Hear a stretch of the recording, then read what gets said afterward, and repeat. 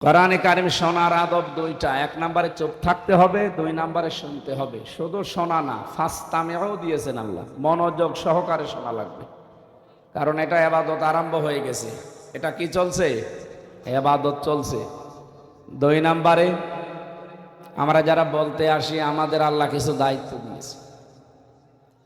আল্লাহ রাব্বুল আলামিন বলেন, ওয়ানজালনা ইলাইকা যিকরা লিতুবাজ্জিনা লিন্নাস মা নুজিলা ইলাইহিম ওয়া লাআল্লাহুম ইয়াতাফাক্কারুন।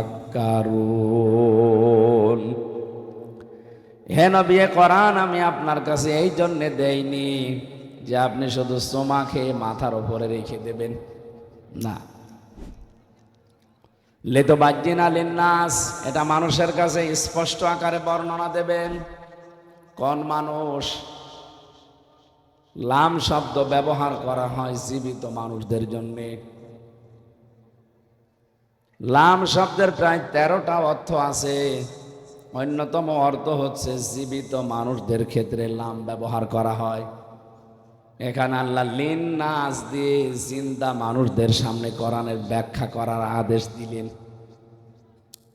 দুঃখজনক হলেও সত্য, এই 15.5 বছরটা আমরা জীবিত মানুষদের কোরআন শোনাতেই পারিনি।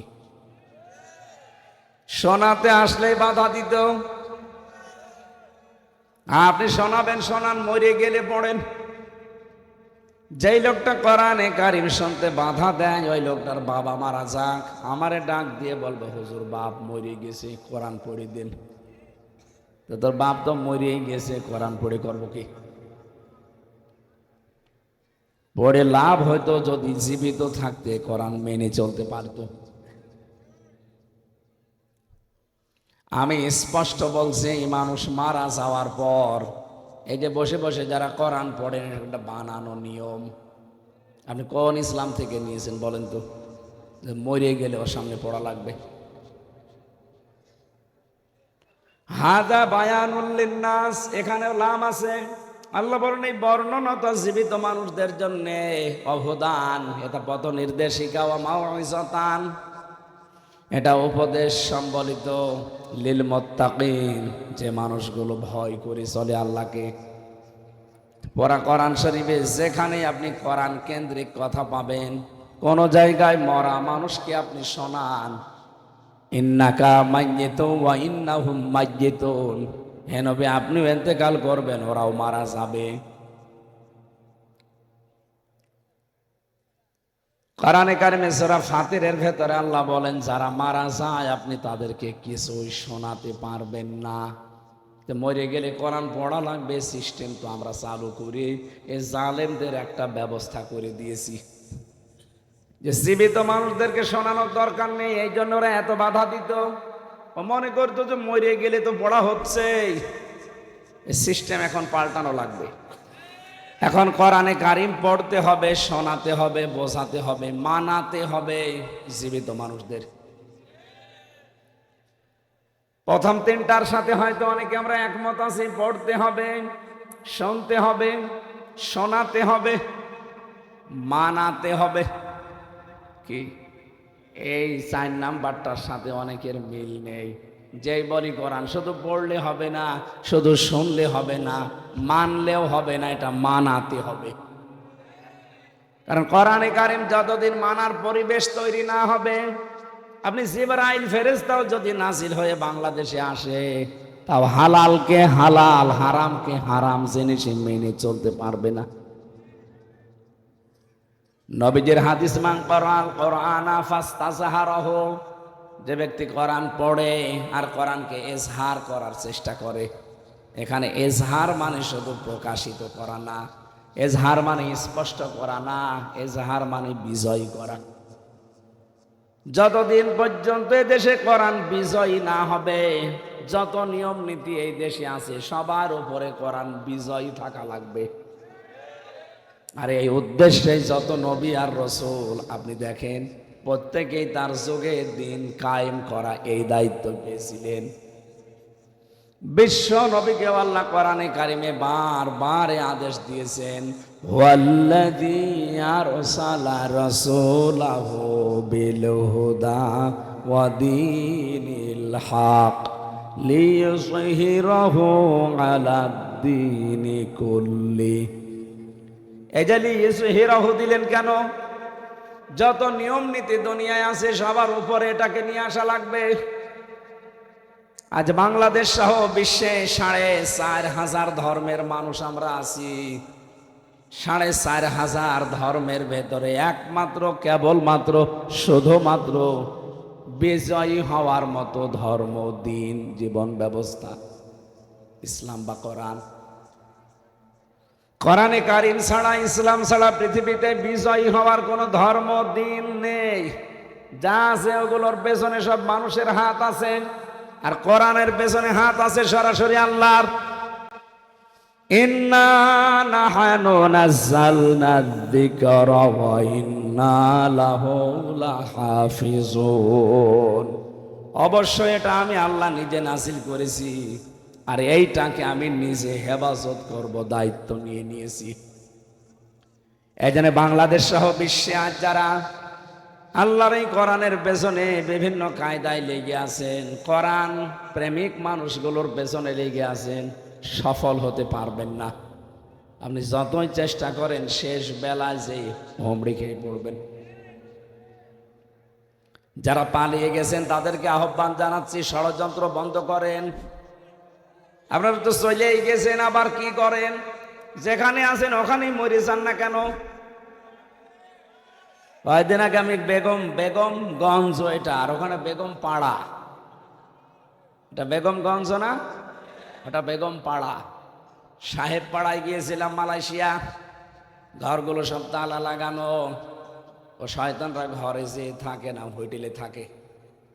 যেই হোটেলে উঠে দেখে 2-3টা শয়তান বসে আছে। কি বলো হুজুর, আমরা আগেই পালিয়েছি।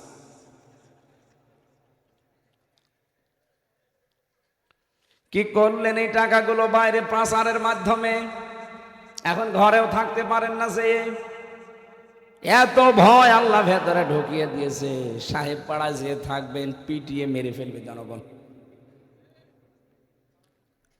কয়েকদিন আগের ওপর দিয়ে যাচ্ছিলাম, পাইলট আমারে বলছে, হেলিকপ্টারের পাইলট, যে এই যে প্রতিষ্ঠানগুলো এখনো সংস্কার পুরাটা হয়নি। হুজুর, আমি তো শয়তানদেরকে বহন করি বেশি। আমার মাঝে মাঝে চিন্তা হয়, যারা টাকা পাচার করেছে, এক একটা বছরে বাংলাদেশ থেকে 42,000 কোটি টাকা পাচার হয়েছে। এই টাকাগুলো ওদের পাচার না করে দেশে কর্মসংস্থান তৈরি করত। 36 লাখ যুবক এখন শিক্ষিত বেকার পড়ে আছে। এই মানুষগুলোর কর্মসংস্থান হয়তো আর ওদের মরণের আগ পর্যন্ত দেশ থেকে কেউ নামাতে পারতো না। শয়তানগুলো টাকা সব পাচার করে করে বিভিন্ন জায়গায়। এই জন্য যা করেছেন মাপ পাওয়ার অযোগ্য হয়ে গেছেন আপনারা। এত ঋণের বোঝা আমাদের মাথার উপরে দিয়ে গেলেন। এদেশে এখন কেউ জন্ম নিলেই 1,10,000 টাকা তার মাথার উপরে ঋণ, মানে জন্মগত ভাবেই ঋণী। দেশটাকে ফোকলা করে ফেলেছেন। একটু দাঁড় করানোর জন্য যারাই চেষ্টা চালিয়েছে, তাদের প্রতিষ্ঠানগুলো বেনামে নামে বিভিন্ন ধোয়া তুলে সব আত্মসাৎ করলেন। ইসলামী ব্যাংক থেকে এই শয়তানরা 80,000 কোটি টাকা মারিং কাটিং করেছে। কোন প্রতিষ্ঠান তো সেভাবে বানাতে পারো না, খালি মানুষেরটা নষ্ট করতে পারো। এই প্রতিষ্ঠান তো কত লক্ষ লক্ষ মানুষের কর্মজীবন তৈরি হয়েছিল, এখন ফোকলা করে দিলেন আপনি।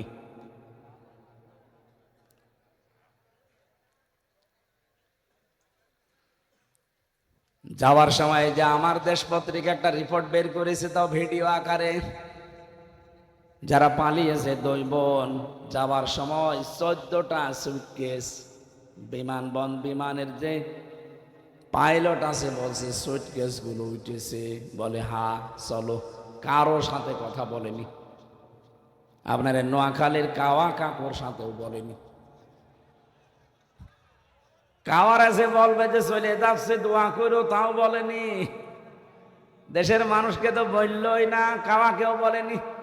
এমনকি কাওয়া পালিয়ে যাওয়ার পরে ইন্ডিয়াতে নাকি দেখা করতে চেয়েছিল, রাজিও হয়নি, যে কাওয়া আমার দরকার নেই।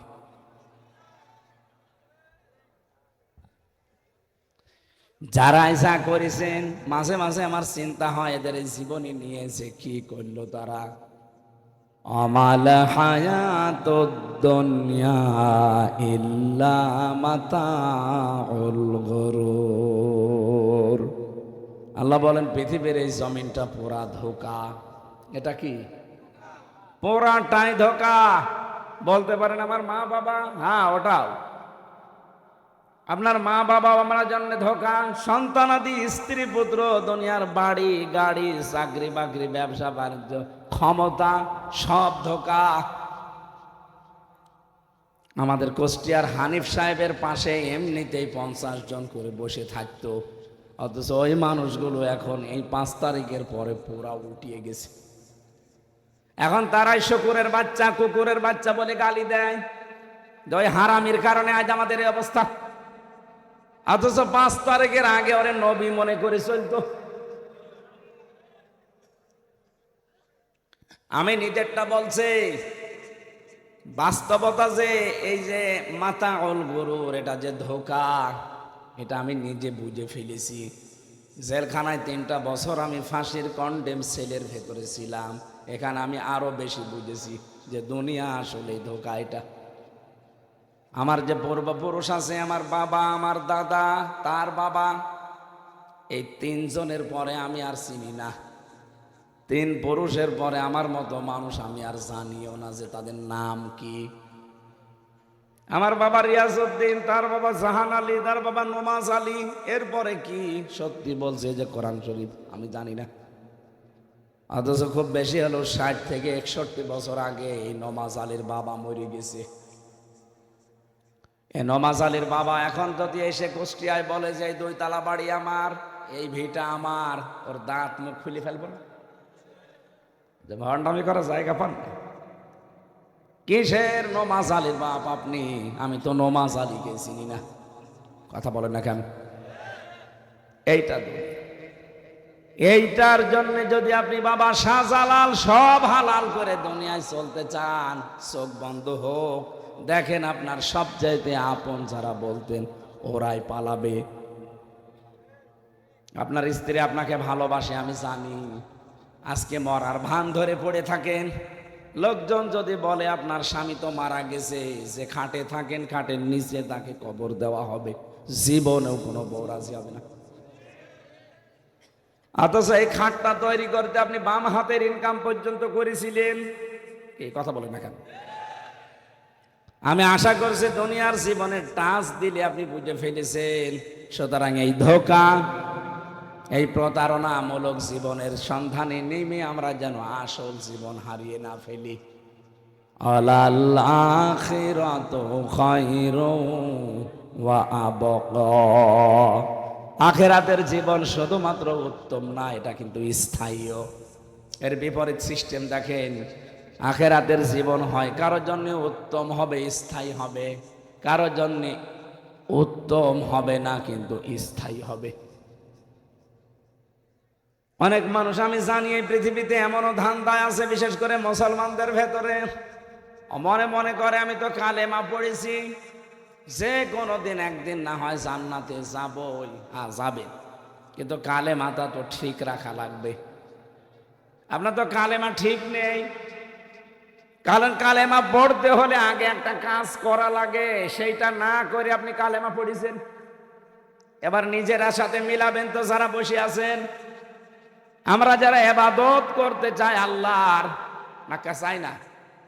বলেন বলেন। আমা খালাকতুল জিন্না ওয়াল ইনসা ইল্লা লিয়াবুদুন। মানুষ আর জিন আল্লাহ বানিয়েছে ইবাদতের জন্য। আমরা যারা ইবাদত করতে চাই আল্লাহর, আল্লাহ আমাদেরকে আদেশ দিয়েছেন ইবাদত শুরু করবা না, আগে একটা কাজ করি নাও। সে কাজটা কি? ইবাদত করতে চাইলে আপনার কবুল হয়ে যাবে? কখনো না। ইবাদত করার আগে আপনাকে আগে ঈমান আনা লাগবে। কথা বলেন না কেন? এলাকায় হিন্দু নেই, এই লোকটা যদি নামাজে মসজিদে আসে আপনার মতো এই যেভাবে নামাজ আদায় করে ওর সওয়াব হবে? হবে না। এই কারণে, কারণ ওর ঈমান নেই। কি নেই? বলেন বলেন। ঈমান আনতে হলে আর একটা কাজ করা লাগে। কি খালি মিষ্টি খাওয়া লাগে? কি? ঈমান যদি কেউ সত্যি আমরা আনতে চাই, প্রথমে আমাদের দায়িত্ব আল্লাহ দিয়েছেন যে তাগুত ছেড়ে দে। ফামাই ইয়াকফুর বিত্তাগুতি ওয়া ইউমিন বিল্লাহ। কোন মানুষ যদি ঈমান আনতে চায় তার প্রথম কাজ হবে তাগুত ছেড়ে দেওয়া। তাগুত না ছেড়ে কোনো মানুষ ঈমান আনলেও ঈমান টেকে না। 15.5 বছরে বহু আলেমকে আমরা দেখেছি ইমানদারের মতো দেখা যেত, শুধু তাগুত ছেড়ে না দিয়ে ঈমানের দাবি করত। এজন্য বাতাস পাল্টালে তারাও পাল্টিয়ে গেছে। হাজারো মসজিদের ইমাম পর্যন্ত পাল্টিয়ে গেছে, কারণ তারা ঈমান এনেছিল কিন্তু তাগুত ছেড়ে দেয়নি, তাগুতের সাথে সম্পর্ক রেখে ঈমান এনেছিল। আর যারা তাগুত ছেড়ে দিয়ে ঈমান এনেছে আপনি তাদের দিকে তাকান। ডক্টর শফিকুল ইসলাম মাসুদ 57 দিন রিমান্ডে ছিল, এরপরও তাকে টলাতে পারেনি। আপনি কয়দিন ছিলেন বলেন তো রিমান্ডে? রিমান্ড বোঝেন? আমি মাত্র 10 দিন থেকে অসুস্থ হয়ে গেছি, এখনো আমি স্বাভাবিক না। ওরা বিভিন্ন যন্ত্র নিয়ে এসে বলতো এটা দিয়ে আমরা নখ তুলে ফেলি। একটা জীবিত মানুষের সামনে যন্ত্রপাতি নিয়ে যদি বলে এগুলো দিয়ে আমরা তুলি, এর সাথে লাগিয়েও দেয় যে খালি টান দেবে। বলেন তো জীবন আপনার ওই সময় থাকার কথা? বিশেষ করে আয়না ঘর, যেটা মিনি আয়না ঘর, আমি তো ছিলাম 10 দিন, বিগটায় যেতে পারিনি। হঠাৎ রাত 12টা-1টার সময় 8-9 জন কালো মুখোশ পরা এসে বলে রেডি হন। কি করবো রেডি হয়ে? তার মানে বলে আপনার শেষ। চোখ বেঁধে দেয়, হাত বেঁধে দেয় পেছনে, গাড়ির ভেতরে ফেলে দেয়, সারা রাত গাড়ি ঘোরায়, কোথায় যে নিয়ে যায় কিচ্ছু জানি না। হঠাৎ রাত 3টা-4টার দিকে চোখ খুলে দেয়, দেখবেন গাজীপুরে জঙ্গলে অথবা ওই মধুপুর টাঙ্গাইল জঙ্গলে। কি এখানে কে? বলে দৌড় দে। যেই দৌড় দেবেন পেছন থেকে গুলি করে বলবে ক্রস ফায়ার। এইরকম ছিল জীবন, হাতে নিয়ে থাকা লাগে।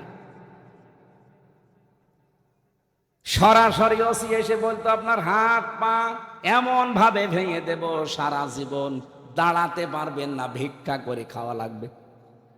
বিশাল একটা স্বপ্ন নিয়ে আপনি আছেন, সব চোরমার। এরকম কঠিন মুহূর্তেও টলাতে পারেনি, কারণ ঈমান এনেছে তাগুত ছেড়ে দিয়ে। আর যারা তাগুত ছেড়ে না দিয়ে ঈমান এনেছিল, বাইতুল মুকাররমের ইমাম বানিয়ে দিয়েছে, ভয়ে পালিয়ে চলে গেছে। আপনি বলেন তো একটা মসজিদের ইমাম সেও পালিয়ে চলে যায়। পরবর্তীতে এসেছিল কিছুদিন পরে ইমামতি নেওয়ার জন্য, জোর করে জনগণ জুতা দিয়ে পিটিয়েছে। এরপরে আবার স্ট্যাটাস দেখলাম যে আমাকে জনগণ জুতা মেরেছে কিন্তু আমার গায়ে লাগেনি। মানুষের কমন সেন্স কত নিচে নামতে পারে! এত নিকৃষ্ট অপমান করার পেছনে আমি কয়েকটা কারণ পেয়েছি। এরকম হাজারো আলেম, হাজারো ইমাম, হাজারো পীর দেশে ইমানের দাবি করে কিন্তু তাগুত ছেড়ে না দিয়ে। যে লোকটা নৌকা মার্কা নিয়ে দাঁড়াতে পারে তার ঈমান থাকে কি করে? আমার তো মাঝে মাঝে আয়না ঘরের ওই দৃশ্য মনে হলেই মনে হয় যে এই মানুষগুলো এখনো জালেমকে সাপোর্ট করে। এখনো দেখি অনেকে মোবাইলে স্ট্যাটাস দেয় জালেমের পক্ষে। আপনি মানুষ, আচ্ছা কি করেছে বুবু আমার পালিয়ে যাওয়া লাগবে? কি করেছে? তোমার সাথে তো করেনি, তুমি তো ভালোই মাল কামিয়েছো। আসলেও মাল কামিয়েছে। ভালো মানুষ বাড়ি থেকে ধরে নিয়ে গেল, আর পরের দিন পেপারে দিল যে আমির হামজাকে আমরা সৌড় হাঁস থেকে নিয়েছি। ডাহা মিথ্যা কথা। আমার বাবাকে ডাক দিয়ে বলেছে যে টাকা যদি এক্ষুনি 10 লাখ না দেন 50টা মামলা দেব। ও বেচারা গ্রাম্য মানুষ, এমনি ভয় আছে যে রিমান্ডের কথা শুনেছো, তাড়াতাড়ি দিয়ে দিয়েছে। মাঝে মাঝে আমি আকিস গ্রুপে চাকরি করতাম, ওদের ক্ষতি 32 লাখ টাকা মালিকের কাছে নিয়েছে। যে আমার মালিক সেই দিন বলছিল, যে এসে বলে যে টাকা দেন 10 লাখ, কেন? মনে আছে টাকা আমার কাছে পায়, ওর বাবা টাকা রেখে গেছে, সেই টাকা নিতে। 3টা বছরে মামলা এতবার চেষ্টা চালিয়েছে, সিএমএম কোর্ট, জজ কোর্ট, হাইকোর্ট মিলে না হবে না। 30-32 লাখ টাকা তারা খেয়েছে, তারপরও নতুন করে আবার মামলা দিয়েছে। কি একটা ব্যবসা খুলে নিয়েছিল। এই কয়েকদিন আগের কথা, বগুড়া এক মাহফিলে, স্বাধীনের আগে ছিল মাহফিলটা, ওসি আমারে তাড়া দিয়েছে মাঠের ভেতর দিয়ে প্রায় 2 কিলোমিটার। ধানের জমিন দিয়ে দৌড়াতে হাত পা কেটে, আমি তো অন্ধকারে ধরতে পারিনি, কিন্তু গাড়িটা ধরে নিয়ে গেছে। গাড়ি আর ড্রাইভার নিয়ে গেছে থানায়। টাকা নিয়েছে বিভিন্ন মানুষকে ভয় দেখিয়ে। মাওলানা আব্দুল বারী সাহেব ছিল, তার কাছে 1,13,000 টাকা নিয়েছে। কিন্তু 5 তারিখের পরে পট পরিবর্তন হয়ে গিয়ে মামলা ওরা এখন একেবারে পাঠিয়ে দিয়েছে কক্সবাজার। আমি রংপুর থেকে আসার সময় সিরাজগঞ্জ গোল চত্বরে বসে এক দোকানে চা খাচ্ছি, দেখি উনি চলে এসেছে। কার কাছে খবর নিয়ে চলে এসেছে। এসে আমারে বলছে, হুজুর আসসালামু আলাইকুম। কে আপনি? বলছে আমি ওই সেই ওসি আজাদ। আরে ভাই, আপনাকে খুঁজছি, এদিকে আসি। কোথায় ছিল? বলছে আমি তো পালিয়ে পালিয়ে বেড়াচ্ছি। আমারে এখন পাঠিয়ে দিয়েছে একেবারে সেই কক্সবাজার। আমার চাকরি থাকবে কি যাবে, টলমল অবস্থায় আছি। আপনি আমারে মাফ করে দেন। একটা বরদোয়া দিয়েছিলেন এক মাহফিলে, ওর পর থেকে লোকজন আমারে খুঁজে বেড়াচ্ছে। এই দেখেন আমি কি সুন্দর দাড়ি রেখেছি, 3 মাসে দেখলাম দাড়ি এত বড় বড় হয়ে গেছে। আমরা মাফ করে দিয়েছি, কিন্তু টাকা ফেরত দেন। মাফ করে দেবো, কিন্তু টাকাটা তো ফেরত দেবেন। আপনি বিনা কারণে আমারে দাঁড়িয়ে 2 কিলোমিটার মাঠের ভেতরে আমি মাফ করে দিয়েছি, যান। কিন্তু টাকা তো আমার একা না, মাওলানা বারী সাহেবের টাকা, টাকাগুলো দেন। আমার বসে টাকা নেই না, মাল তো কম কামাননি, টাকা ফেরত দেওয়া লাগবে। 7 দিন সময় দিয়েছিলাম, দেখলাম টাকা দিয়েছে 1,13,000 টাকা। বলছে হুজুর আর পারবো না। ঠিক আছে যা। আমার মনে হয় বাংলাদেশের ইতিহাসে এই প্রথম যে কোনো পুলিশ টাকা ফেরত দেয়। ঠেলায় পড়িছে, দেখেন কি সিস্টেম ছিল মাল কামানোর। ভালো মানুষ হয়ে আছে, মুরব্বী মানুষ, ঘরে চোখ খুলে দেখছে থানার হাজতে। কি গো, তুই গাছ কেটেছিস কখন? স্বপ্নে। আমাকে বেশি বলে ফেললাম। এইটা চলছিল দেশে, সারা দেশে এটা চলছে। সবচাইতে বেশি এগুলো হয়েছে সাতক্ষীরা, চাঁপাইনবাবগঞ্জ, পাবনা। এই 3টা জেলা করা জাহান্নাম বানিয়ে ফেলেছিল একেবারে। বুলডোজার দিয়ে ঘর বাড়ি সব ভেঙে দিয়েছে, একেবারে সরাসরি বাড়ি চাই। এই জায়গায় গলি লাগিয়ে গুলি করছে। কত ভিডিও আমার মোবাইলে আছে। কি আশ্চর্য গো। আমার কুষ্টিয়ার সাবেক এক এসপি ছিল এক কুলাঙ্গার, ওর জন্মের ঠিক আছে বলে আমার মনে হয় না, কারণ আলেমদের নাম ধরে গালি দিত। ও বলেছিল আলেমদের হাত ভেঙে দেব, জেল খাটাবো। শুধু বঙ্গবন্ধুর ওই মূর্তিকে যেন নাক ভেঙে দিয়েছিল তাই। ও মনে হচ্ছে নবীর চাইতেও বঙ্গবন্ধুর আসল বাবা। এখন 2টা মার্ডার মামলার আসামি ধরা পড়েছে 3 দিন আগে। আমার মনে হয় ওরে এক্ষুনি 4-5টা ডিম দেওয়া দরকার। আলেমদের বিরুদ্ধে যারাই অবস্থান নিল, আমি একটাকেও ভালোভাবে যেতে দেখছি না। কালামানিকের কি অবস্থা, কলার পাতায় শুয়েছিল, এমনকি ওর বিসিও উড়ে গেছে। আপনি যে জিজ্ঞাসা করেন, আমি যেখানে ছিলাম তার পাশের রুমেও আছে এখন। কারারক্ষীর সাথে মাঝে মাঝে আমার তো দেখা হয়, বছর বছর রাতের বেলা শুধু কাকায়, বিসি নেই। তোর বউ থাকবে,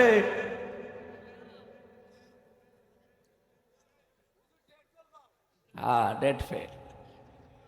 এই শয়তান আল্লামা সাঈদীর ব্যাপারে বলেছিল যে একে আমি ফাঁসি দিতে পারলাম না, আমার জীবনের বড় আফসোস। নে এবার ফাঁসি দে।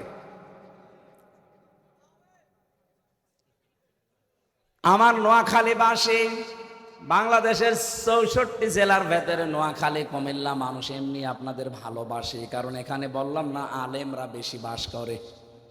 কিন্তু আবু জেহেল যেখানে ছিল নবীজি ওই জায়গায় ছিল। এখানে আলেম থাকলে কি হবে? মাওলানা ইসমাইল, মাওলানা মইনুল, মাওলানা রফিকুল্লাহ আফসারি, পাশাপাশি শয়তানও বড় বড়। এখানে আলেম যেমন বড় বড়, শয়তানও বড় বড়। কি কথা বলতো, কথাবার্তা শুনলে আমার মনে হয় মানুষের সব কিছু গরম হয়ে যেত। মরণের ঘর থেকে আল্লাহ ঘুরিয়ে নিয়ে আসলে একটু শুকরিয়া আদায় কর না। আবার পেছনে লিখেছে ইসলামের, আবার পেছনে লিখেছে মানবতার। তুই মরণের তো আজরাইল দেখে আসলি না সিঙ্গাপুর থেকে? কি অবস্থা তুই দেখলি? তোর চেহারা দেখলে মানুষ ভয় পেত। আল্লাহ একটু সুস্থ করে একটু শুকরিয়া আদায় কর না। ও শয়তানের বৃদ্ধি মনে আছে আরো বেড়েছিল। দুনিয়াকে যারা টার্গেট বানিয়ে দেয়, মহান আল্লাহ তাদের আখিরাত নষ্ট করে দেয়। ইন্নামা নুমলি লাহুম লিয়াজদাদু ইসমা ওয়া লাহুম আযাবুম মুহিন। মানুষের পাপের বোঝা যখন পরিপূর্ণ হয়ে যায়, আল্লাহ পাক বলেন ওকে আমি অপমানজনক শাস্তি দেই। আমি বাংলাদেশের সাথে একটা আয়াতের হুবহু মিল পাচ্ছি এখন। সূরা নমল 20 নাম্বার পারা, না 19 নাম্বার পারার 20 নাম্বার পৃষ্ঠা 7 নাম্বার লাইনের 52 নাম্বার আয়াতের। আপনি বাড়িতে একটু বাংলা অর্থ আর তাফসির মিলাবেন। এই বাংলাদেশের সাথে খাপের খাপ মমতাজের বাপ মিলে যাবে। একটু দেখেন তো আমার কাছে। ফাতিল কাবয়তুহুম খাবিয়াতাম বিমা যালামু।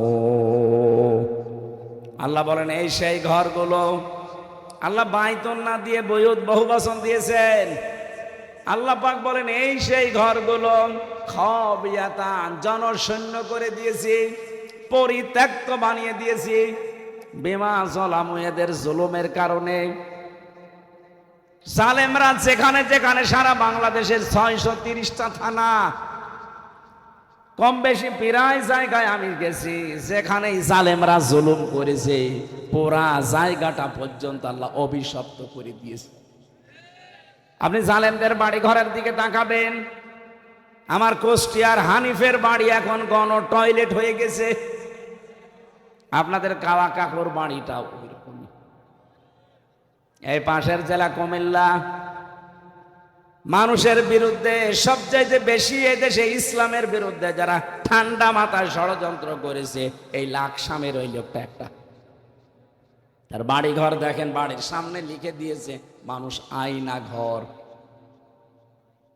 জালেমদের অধিকাংশ বাড়ির নিচের আমি খবর জানি, কারণ অধিকাংশ মানুষকে যারা টর্চার সেলে নিয়ে জুলুম অত্যাচার করতো তাদেরকে পরে জেলে পেতাম। যত মানুষের সাথে জেলে আমার দেখা, এই নোয়াখালীর একজন ছিল, হাতিয়ায় বাড়ি, হাতিয়ায় জেলায় না। এই লোকটা একটা আলেম কওমি মাদ্রাসার, আমার সাথে পাশের ছেলে ছিল, কি এত অত্যাচার করেছে। আমারে বলছে হামজা ভাই আপনার সাথে কি করেছে আমি জানি না, তবে আমারে নিয়ে পায়ের ভেতর দিয়ে হাত ঢুকিয়ে পায়ের ভেতর দিয়ে হাত দিয়েছে, এরপরে সামনে লোহার ব্যারিকেডের সাথে তালা লাগিয়ে দিয়েছে। 24 ঘন্টা এভাবে আমি তালা মারা, 1 দিন 2 দিন 5 দিন না। ওখানে আমি শুনেছি নাকি 10 বছর 12 বছর 14 বছর পর্যন্ত একটা মানুষ পড়ে আছে, ও জানে না যে এটা কোন বছর, ওর নাম কি তাও ভুলে গেছে। এক একজনের নখ এত বড় বড় নখ হয়ে গেছে। মাঝে মাঝে রাতের বেলা চোখ যখন খুলে নিয়ে যেত, আমার তো রাত 11টা 12:30 1টার সময় নিয়ে যেত, জোহরের সময় নিয়ে যায়, আর রাত 11:30 12টার সময় নিয়ে আসে, টাঙিয়ে রাখে, 11-12 ঘন্টা টাঙিয়ে রাখে। আমার মতো একটা দুর্বল মানুষ, আমি এমনি চলতে পারি না, মাজায় দড়ি লাগিয়ে মনে হচ্ছে ছাগল টেনে নিয়ে যাচ্ছে। পেছনে হ্যান্ডকাপ লাগায়, সামনে দিলে তো হয়, পেছনে লাগিয়ে দেয় যেন হাত কেটে যায়। পায়ের সাথে ডান্ডা বেড়ি লাগিয়ে, চোখে কালো কাপড় দিয়ে বেঁধে দিয়ে যখন নিয়ে যেত, বলতাম একটু খুলে দেন দেখি কোন জায়গা। যদি একটু উঁচু করে দিত, ওই চোখটা দিয়ে দেখতাম কেউ কেউ লিখে রেখেছে দেওয়ালের সাথে, এত বড় বড় নখ হয়ে গেছে, খুশিয়ে খুশিয়ে ভাঙা ভাঙা অক্ষরে লিখত যে ভাই কেউ যদি বাইরে যেতে পারেন এই নাম্বারটায় বলবেন যে আমি বেঁচে আছি। 1.5 মিনিট 2 মিনিট সময় দেয় 24 ঘন্টার ভেতরে টয়লেট করার। আরে ভাই বসতে বসতে তো হাফ মিনিট চলে যায়। সকালবেলা আসে 9টা 10টার দিকে কয়েকটা পচা ছোলা নিয়ে, পারলে খান না পারলে ফেলে দেন। দুপুর বেলা 1 মুঠ ভাত দেয়, তাও মনে হচ্ছে কেউ মাখিয়ে দিয়েছে। এ কঠিন পরিস্থিতি আপনি তৈরি করেছিলেন। বড় বড় বিগ যেগুলো আয়না ঘর আমি শুনেছি, প্রত্যেকটার সাথে তল দিয়ে সুড়ঙ্গ করে ভারতের সাথে লাইন করা আছে। বেশি ঝামেলা করবেন, মেরে ওখান থেকে পাঠিয়ে পরে পশু পাখির খাবার বানিয়ে দেবে। বহু মানুষকে আমার সামনে বলেছে যে আমরা বহু মানুষকে মাছের খাবার বানিয়ে দিয়েছি। বহু মিথ্যা কথা আমাকে দিয়ে লিখিয়েছে যে এগুলো বলবেন আদালতে, বলে না একটা কথাও আমার না। সব জামাত ইসলামের বিরুদ্ধে, আকিস গ্রুপের বিরুদ্ধে, না এগুলো আমার বলা সম্ভব না। বলছে যদি না বলেন আপনার বউ তুলে নিয়ে আসবো। চরিত্র কত নিচে নামলে কথা বলতে পারে একজন আলেমকে বলেন তো। হ্যাঁ একটা হিন্দু আমি পাইনি, রিমান্ডে যত অফিসার পেয়েছি সব মুসলমানের নাম। জনাব আতিকুল ইসলাম ভুইয়া, শেখ ইমরান হোসাইন, আসাদুজ্জামান, জাহিদ হাসান, মিজানুর রহমান, মনির খান, একটাও কি হিন্দু? অথচ আল্লাহর ভুল ধরতো। রিমান্ডে আমার মামলার প্রশ্ন আমাকে করেন না। কোরআন শরীফের একটা আয়াতের বাংলা বলার পরে বলতো না এটা আমার আল্লাহর ঠিক হয়নি। বলেন আল্লাহর যারা ভুল ধরতে পারে আমারে তারা ছাড়বে? আল্লাহ বলেন জালেমদের এই বাড়ি পর্যন্ত আমি অভিশপ্ত বানিয়ে দিয়েছি, এখানে এখন দেখবেন খাওয়াতান জনশূন্য হয়ে গেছে। এ পর্যন্ত আল্লাহ শেষ করেননি, এর পরের অংশ আমাদের জন্য। ইন্না ফি যালিকা লায়াতাল লিকাউমিন ইয়ালামুন। লামে তাকিদ আছে, অবশ্যই এর ভেতরে শিক্ষা আছে যারা জ্ঞানী তাদের জন্য। এখান থেকে আমাদের শিক্ষাটা কি? এত বড় জুলুম করে আল্লাহ কিন্তু ছাড় দিয়েছিলেন, কিন্তু ছেড়ে দেন। কথা বলেন না কেন? আগামীতে যারা চেয়ারে বসবেন 5 বছরের জন্য, অনেকে কিন্তু আশা করে বসে আছেন, থালা হাতে পায়, দেখেন কি করে, কি করবেন। বিভিন্ন কায়দা তো আরম্ভ অনেকে করে দিয়েছেন। সাবধান, যদি একবার থালা পেয়ে আবার ওই জালেমদের মতো শুরু করেন, 5 বছর পরে আপনার বাড়িও গৃহহীন হয়ে যাবে, ওইটাও জনগণের টয়লেট হবে। এই জন্য সতর্ক করছি, বিশেষ করে আমাদের প্রতিবেশী নামে কলঙ্ক। তামাম দুনিয়ার নিকৃষ্ট জাতি হিসাবে এখন পরিচিত এই উগ্রপন্থী হিন্দুরা। আপনি ইন্টারনেটগুলো দেখেন, মাইক্রোসফট এবং ভয়েস অফ আমেরিকার যতগুলো তথ্য আমি নিজে নিজে দেখেছি, প্রত্যেক জায়গায় একটা তো মুসলমান না, প্রত্যেকে অমুসলিম। তামাম দুনিয়া দিয়ে তারা 257টা রাষ্ট্র নিয়ে জরিপ করে। তামাম দুনিয়ায় জরিপ হচ্ছে এখন এইটা, পৃথিবীর সব চাইতে বড় মিথ্যুক জাতি এই হিন্দুরা। সব হিন্দু না, উগ্রপন্থী যারা মোদির ভক্ত তারা। 2 নম্বরে বাংলাদেশ সম্পর্কে মাইক্রোসফট এরা রিপোর্ট দিয়েছে, এই বাংলাদেশে এতদিন পর্যন্ত যারা দায়িত্বে ছিলেন স্বাধীনতার পর থেকে, আগস্টের 5 তারিখের পর থেকে 4 মাস সবচাইতে বেশি হিন্দুরা শান্তিতে আছে। অথচ তাদের কাজ কারবার দেখছেন কি করছে তারা? প্রতিবেশীর নাম নিয়ে আল্লাহর ঘর গুরু। আজকে একটা ঘর ভেঙেছে মসজিদ, ১৫০০ বছর আগে আপনার বাপ দাদারা আল্লাহর ঘর কাবা শরীফ ভাঙতে এসে কাজ মাকুল হয়ে গেছে। কথা বলেন না কেন? আপনাদেরকে আমি সতর্ক করছি, কারণ প্রতিবেশী এখনো কিন্তু আল্লাহ আবাবিল পাঠাতে ভুল করবেন না। সারা বিশ্বের মানুষেরা মাটির নিচে কেউ তেল পায়, কেউ গ্যাস পায়, কেউ স্বর্ণ পায়, কেউ লোহা পায়, আরো শয়তানরা খালি মন্দির পায়। বলে না, এখানে 500 বছর আগে মন্দির ছিল। এই এলাকাকে 850 বছর মুসলমানরা শাসন করেছে। আমাদের ধর্মে বাড়াবাড়ি নেই, জবরদস্তি নেই। তাই নাই যদি এগুলো থাকতো আপনাদের মতো 850 বছর আমরা শাসন করেছি, একটাও হিন্দু থাকার কথা ছিল না। পৃথিবীর ইতিহাস দেখাতে পারবেন যে কোন মন্দির ভেঙে আমরা মসজিদ বানিয়েছি? বলেন। এখন যদি বলি ঢাকার স্বামীবাগের ইসকন মন্দির, এটা 1000 বছর আগে মসজিদ ছিল, ভেঙে ফেলি, কি করবেন আপনি?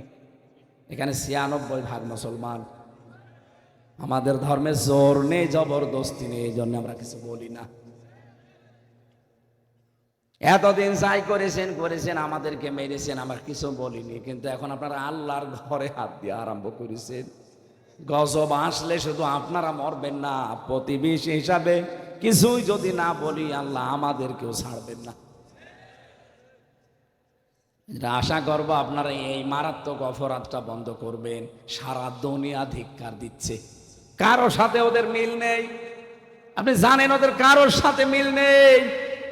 পাকিস্তানের সাথে ওদের মিল নেই, আফগানিস্তানের সাথে মিল নেই, ভুটানের সাথে নেই, মালদ্বীপের সাথে নেই, নেপালের সাথে নেই, মায়ানমারের সাথে নেই, বাংলাদেশের সাথে ছিল এতদিন কন্যার কারণে, কন্যা নেই, মিল নেই। চীনের সাথে ওদের মিল নেই। আপনাদের ছাড়া যদি এতগুলো দেশ সব চলতে পারে, বাংলাদেশ ভারত ছাড়া চলবে, কোনো অসুবিধা নেই। প্রতিবেশী যদি প্রতিবেশীর মতো থাকতে পারেন, সম্মান দেব। প্রতিবেশী যদি মালিক হওয়ার চেষ্টা করেন, কথা বলেন না কেন? আমাদের কিচ্ছু না থাকতে পারে, হালকা পাতলা ঈমান আছে, আমাদের মনুষ্যত্ব আছে, আর ব্যক্তিত্ব আছে। এমনি কাউকে সম্মান দেয়, কিন্তু কারো খবরদারি আমরা মানি না। আমাদের স্বাধীন দেশ, স্বাধীনভাবে চলতে দেন, নিজেরাও স্বাধীন মতো থাকে। কারো সাথে তো মিল নেই আপনাদের। খ্রিস্টান মেয়েদেরকে আপনারা উলঙ্গ করে রাস্তায় হাঁটিয়েছেন। ডোনাল্ড ট্রাম্প এমনি রেগে গেছে, সে একজন খ্রিস্টান। সম্মানিত ভাইরা, এই জন্য জীবিত মানুষদের যে নাম নিয়ে আমি এ পর্যন্ত এসেছিলাম, 15.5 বছর আমরা জীবিত মানুষদেরকে তাফসির শোনাতে পারিনি। শোনালেও 14 রকমের জায়গায় পারমিশন নেওয়া লাগবে। কিন্তু এখন আল্লাহ পুরা উল্টিয়ে দিয়েছেন। এখন জীবিত মানুষদেরকে শোনাতে হবে এবং মানানোর পরিবেশ আমরা তৈরি করতে চাই। কারণ মানার পরিবেশ যতদিন না হবে, আপনি যত বড় ইমাম হন, আর কাবা শরীফের ইমামও যদি এসে বাস করেন, হালালকে হালাল, হারামকে হারাম জেনে মানতে পারবেন না। কত পুলিশ এখনো ঘুষ খায় না? কথা বলেন না কেন? এই জন্যে খায়, কারণ হালালকে হালাল, হারামকে হারাম জেনে তারা মানতে পারছে না। ও ঘুষ খাবে না, ওর উপরে এখনো শয়তান বসে আছে। এটা বন্ধ করার জন্য সবাই ঐক্যবদ্ধ হওয়া লাগবে। আমিরে জামাত ডক্টর শফিকুর রহমান এইটাই চাচ্ছে। আমি ক্ষমতা চাই, ক্ষমতা আমাকে দেন, আমার কোনো দরকার নেই। আমি 4 দিন তার সাথে এক ঘরে ছিলাম জেলখানায়। লোকটার ভেতরে ইখলাস আছে, এই লোকটার আল্লাহর প্রতি তাওয়াক্কুল এত বেশি, এমনি তার কথার এত তাসির হয় না। আপনি তো ভগর ভগর করে 8 ঘন্টা বকেন, কেউ তো কুকুরও শোনে না। আর তার 2 মিনিটের কথা আরশ পর্যন্ত আল্লাহ পৌঁছিয়ে যায়। কথার ভেতরে এগুলো তৈরি করতে হলে ভেতরে মাল থাকা লাগে। তার এক একটা সেজদা আধা ঘন্টা 45 মিনিট কেটে যায়, আর আপনি 1 মিনিটও সেজদা দেন না। আল্লাহর সাথে আপনার কোনো সম্পর্ক আছে? আমরা চাচ্ছি এরকম কিছু মানুষ আসুক। গাইবান্ধায় আমিরে জামাতের আগে একজন হিন্দু পুরোহিত ঠাকুর, সে বলেছে এই লোকটা যদি রাষ্ট্রপতি হয়, আমরা সবচাইতে বেশি নিরাপদে থাকবো। একটা হিন্দু যদি আশা করতে পারে, আমাদের কি হয়েছে? আমরা চাই এরকম কিছু মানুষ যাক, 151 জনের মতো, যারা যে কোরআনের 4টা আইন পাশ করবে। আকামুস সালাহ ওয়া আতাউজ যাকাত ওয়া আমারু বিল মারুফ ওয়া নাহাউ আনিল মুনকার। এই চারটা কাজ যদি সংসদে পাস হয়, বাংলাদেশ একদিনের ভেতরে দেখবেন মিনি জান্নাত হয়ে গেছে। এটা ওয়াজ করার কাজ না, এটা বাস্তবে দেখানোর কাজ। আমরা সেই পরিবেশ তৈরি করতে চাই না। পরের শব্দে আল্লাহ দিয়েছেন আল্লাহুম ইয়াতাফাক্কারুন, যারা বসে বসে শুনতেছেন আপনাদের কাজ এই কথাগুলো নিয়ে বাড়িতে চিন্তা ভাবনা করা। বৈষম্য বিরোধী ছাত্র আন্দোলনের দফা ছিল কয়টা? 9টা। কয়টা? আজকের তেলাওয়াত কিন্তু আছে 6 দফা আছে। ওদের বানানো 9 দফা ছিল, এখানেই 6টা আছে। 1 নম্বরে তারা সব সময় বলতো ওই ওয়ান, বলতো না কথা। এর প্রথম শব্দ এটা। আল্লাহ ওইটা জানিয়েছেন ইন্নাল্লাহা ইয়া'মুরু বিল আদলি, ন্যায় বিচার কায়েম কর। তারাও তো চাইতো ন্যায় বিচার। আসেন তো আল্লাহর এই আয়াতের ভেতরে যে 6টা পয়েন্ট আছে, আমরা একটু আমাদের জীবনে আছে কিনা দেখি। ইন্নাল্লাহা, অবশ্যই আমি আল্লাহ, ইয়া'মুরু, আদেশ করছে, বিল আদলি, তোমরা ন্যায় বিচার কায়েম করো, ওয়াল ইহসান, সদাচরণ করো, ভালো ব্যবহার করো, মানবতাকে ঠিক রাখো। 3 নম্বরে ইতাইযিল কুরবা, নিকট আত্মীয় স্বজনের খোঁজ খবর রাখো, বৈষম্য দূর করো। ওদের যে 9টা পয়েন্টের ভেতরে এটা ছিল না যে আমরা বৈষম্যহীন বাংলাদেশ চাই। আল্লাহ পাক বলেন ওয়ায়ানহা আনিল ফাহশাই ওয়াল মুনকারি ওয়াল বাগ, আমি নিষেধ করলাম তোমাদের আরো 3টা কাজ। 1 নম্বরে তোমরা অশ্লীল কাজ করবে না, 2 নম্বরে মন্দ কাজে জড়াবে না, 3 নম্বরে সীমা লঙ্ঘন করবে না। ইয়াইসুকুম, তোমাদেরকে তিনি আদেশ দিচ্ছেন, ওয়াজ করছেন, লাআল্লাকুম তাযাক্কারুন, আশা করা যায় আল্লাহর ওয়াজ মেনে নিলে তোমাদের উপকার হবে। এবার আসেন তো আল্লাহর পয়েন্ট। প্রথম পয়েন্টটা ছিল বিল আদলি, ন্যায় বিচার। কি বিচার? ন্যায় বিচার আছে দুনিয়ায়। ইসলাম না থাকলে ন্যায় বিচার হয় না। আমি নিজে প্রমাণ। আমার এই ঠনকো মামলা 3টা বছর আপনি ঘোরালেন, সাজা লাগিয়ে দিলেও তো মাত্র 3 মাস জেলে থাকা লাগে আমার। কারণ আমাকে সন্দেহ করে ধরেছিলেন, আমার কোনো ভিত্তি পাননি। অথচ এই মামলাটা স্বাধীনের পরে শুধু তুলতে দেরি। বিচারপতি এভাবে দেখে বলছে, আমির হামজা, এ মামলার তো কোনো মাল নেই, কি দেখে বিচার করবো, যা সব খালাস করে দিলাম একেবারে। এতদিন জামিনই দিত না, এখন বলছে খালাস। আমি বলতেও গিয়েছিলাম যে বিচারপতি 3টা বছর তো এটা আপনার কাছেই ছিল, তখন তো কিছু বললেন না। এখন বলছেন যে কোনো মাল নেই, আগে মাল ছিল। আমার এই কথাই বলতো যে হুজুর আমার কিছু করার নেই, আমার হাত বাঁধা ছিল। কথা বলেন না কেন? 1628টা চেয়ার এই দেশে এখন আছে। কয়টা? 1628টা মেন চেয়ার। এই চেয়ার না, যারা পালিয়েছে ওদের থেকে শুরু করে আপনাদের এই উপজেলা চেয়ারম্যান পর্যন্ত, এখন তার উপজেলা চেয়ারম্যান নেই, থাকবে কি করে? 2008 থেকে 24 পর্যন্ত যারা নির্বাচনের নামে প্রহসন করে, কেউ উপজেলা চেয়ারম্যান, কেউ মেয়র, কেউ এমপি, কেউ মন্ত্রী, কেউ প্রধানমন্ত্রী, জীবনও আপনি পরিচয় দেবেন না যে সাবেক এমপি, কারণ আপনি একটা চোর। পোস্টারে যদি লেখেন এতটুকু লিখবেন যে সাবেক চোর। হ্যাঁ, সাবেক এমপি আপনি লিখতে পারেন না, আপনাকে আমরা ভোট দেইনি। এই কথা বলছেন না কেন? আমরা ভোট দিয়েছি আপনাকে। আমার এখন 33 বছর বয়স। 18 বছর থেকে শুরু করলে আমি 3 বার ভোট দিতে পারি, কই একবারও পারিনি। একবারও যদি আমি না পারি, পেরেছে কে? এক চাষি বিকালে ভোট দিতে গেছে, বলছে চাষি আপনি এখন আসলেন, সকালে চাষা ভোট দিয়ে গেল, ওই সময় আসতে পারলেন না? তোমার চাষা তো 8 বছর আগে মারা গেছে। কি ভোট হয়েছে, কি আশ্চর্য দেশ গো। আর ওরা লেখে সাবেক এমপি, সাবেক মন্ত্রী। যত টাকা খেয়েছেন এই 16 বছরে সব টাকা ফেরত দেওয়া লাগবে, নয়তো 18 কোটি মানুষের পক্ষ থেকে কোনো মাপ নেই। কিসের আস্তাগফিরুল্লাহ পড়েন আপনি? আমার সাথে এক ওসি ছিল, এই পাশে আপনাদের ফেনী না, এখানকার এক, আমি নাম নিলাম না, এই ওসি ছিল আমার সাথে। 8 বছর সেল তার। মাঝে মাঝে ফাঁসির ওই কন্ডেম ছেলে এসে আমার তো 24 ঘন্টা তালা লাগানো। 24 ঘন্টা সিসি ক্যামেরা দেওয়া, তালা লাগিয়ে ক্যামেরা দিয়ে আবার কারারক্ষী বসিয়ে রাখে। এত ভয় পেত আমার শরীর চলে না, আর ভয়ে ওরা বাঁচে না। মনে হচ্ছে যে সাইড দেওয়াল ভেঙে মনে হয় আমি চলে আসবো। মাওলানা মামুনুল হক আর আমির হামজা মনে হচ্ছে বাঘের মতো ভয় পায়। কি আমি কি বলি এত বলেন তো? আমার মতো নরম ওয়াজ বাংলাদেশে কেউ করে না। একেবারে নরম নরম কথা বলি না, আপনি যা বলেন সব কলজে গিয়ে লাগে। আপনি তো কাজ করেন ওই রকম, তো কলিজাই লাগবে। আমার এসে বলছে হুজুর আমি একটা তওবা করেছি, দেখেন তো আমার এই তওবা কত দূর গেল। সেই নির্বাচনে আমি রাত 12টার পর থেকে ভোট কাটা আরম্ভ করেছিলাম। আমার যা দল বল আছে এদেরকে নিয়ে একেবারে ফজরের আজান পর্যন্ত বাক্স ভর্তি করে জায়গা মতো সবগুলো পাঠিয়ে দিলাম। এবার পবিত্র হওয়ার জন্য গোসল করলাম, ওযু করে 2 রাকাত নফল নামাজ পড়ে বললাম আস্তাগফিরুল্লাহ। ওদের আমার এই তওবা কত দূর না, কত দূর না, মাথার উপরেও যায়নি। কিসের তওবা? আপনি কি আল্লাহর কাছে দোষ করেছেন যে আস্তাগফিরুল্লাহ পড়ছেন? আপনি দোষ করেছেন হামজার কাছে। আর কথা বলেন না কেন?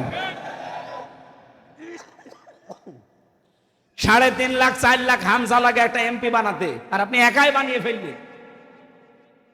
আপনি যদি মাপ পেতে চান, জেল থেকে যদি কোনোদিন ছাড়া পান, তাহলে ওই এলাকায় আপনি তো দায়িত্বে ছিলেন ফেনীর, এখানে 2.5 লাখ 3 লাখ 4 লাখ মানুষের যাদের ভোট আপনি কেটে কেটে নিজে ভরিছেন, তাদের কাছে যাবেন, তাদের কাছে স্বীকার করবেন। ওরা যদি বলে ঠিক আছে মাফ করতে পারে, 2টা করে লাথি দেব, তাই লাথি খান, যা বলবে তাই করা হবে। কারণ মানে তাওবার নিয়ম হচ্ছে অপরাধ যার কাছে স্বীকার করবেন। কিন্তু বাংলাদেশের মানুষ এটা উল্টিয়ে ফেলেছে। এই দেশে জমি জায়গা মারে, এই দেশে টাকা পয়সা মারে, আর কাবার গিলাপ ধরে বলে মাফ করে। তো টাকা মারলে নোয়াখালী, আর কোথায় যে কি করিস?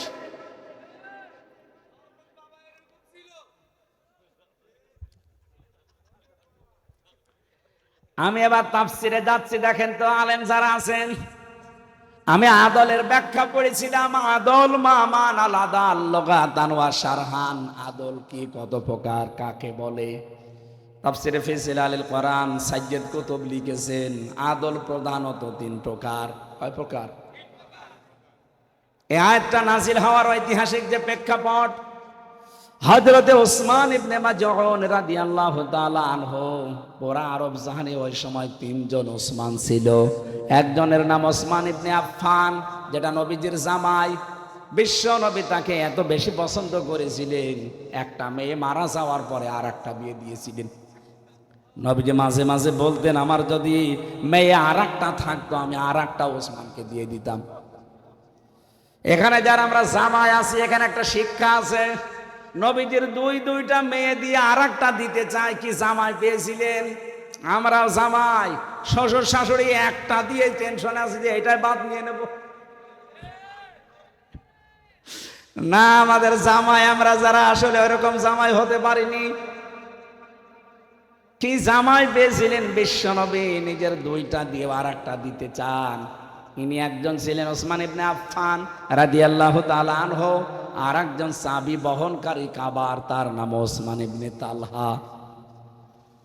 এখন যিনি বর্ণনা দিচ্ছেন ইবনে কাসির থেকে শানে নজুলের ভেতরে, যার নাম বললাম ওসমান ইবনে মাজউন, নবীজি কাবা এই যে হাতিমের সাথে হেলান দিয়ে বসে আছেন, লোকটা সামনে দিয়ে যাচ্ছিল। বিশ্বনবী তাকে ডাক দিলেন, এদিকে আসো। হঠাৎ করে তাকে ডাকে পাশে বসালেন। কথা বলবেন তো, জিজ্ঞাসা করবেন যে কি খবর না, তাকে ডাক দিয়ে পাশে বসিয়ে নবী অন্যদিকে ঘুরে ফেলেছেন। হঠাৎ মনে হচ্ছে কার সাথে তিনি কথোপকথন করছেন। 1টা 2টা না, কয়েকটা কথার তিনি মনের কথা জবাব দিলেন এভাবে এভাবে। উনি মনে করছে আমারে ডাক দিয়ে নবীজি কি কথা বলে কার সাথে, দেখি না তো কাউকে। অনেকক্ষণ পরে যখন শেষ হয়ে গেল, বলেন ইয়া রাসূলুল্লাহ কার সাথে কথা বলেন? ডাক দিলেন আমাকে, কথা বলেন অন্যজনের সাথে।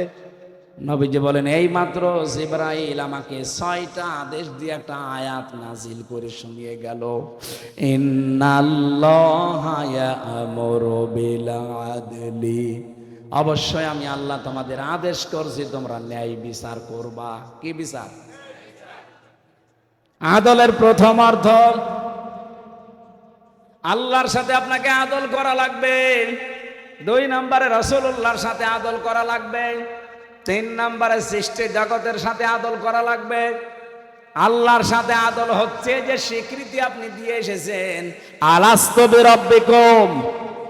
সঙ্গে সঙ্গে আমরা বলেছিলাম ক্বালু বালা। কথা বলেন না কেন? এই স্বীকৃতি যারা দিয়েছেন ওইটা যেন দুনিয়ায় আপনি ঠিক রাখেন। আপনি কিন্তু রবের স্বীকৃতি দিয়েছেন। পৃথিবীতে কেউ যদি রব আল্লাহকে মেনে চলতে পারে, কবরে সে বলতে পারবে রব্বি আল্লাহ। দুনিয়াতে রব আল্লাহকে মানতে হলে 5টা বিষয় লক্ষণীয়। কয়টা? আপনি 5টা মানেন কিনা তাহলে দেখেন। যদি মানতে পারেন কবরে আপনি বলতে পারবেন রব্বি আল্লাহ, আমার রব আল্লাহ ছিল।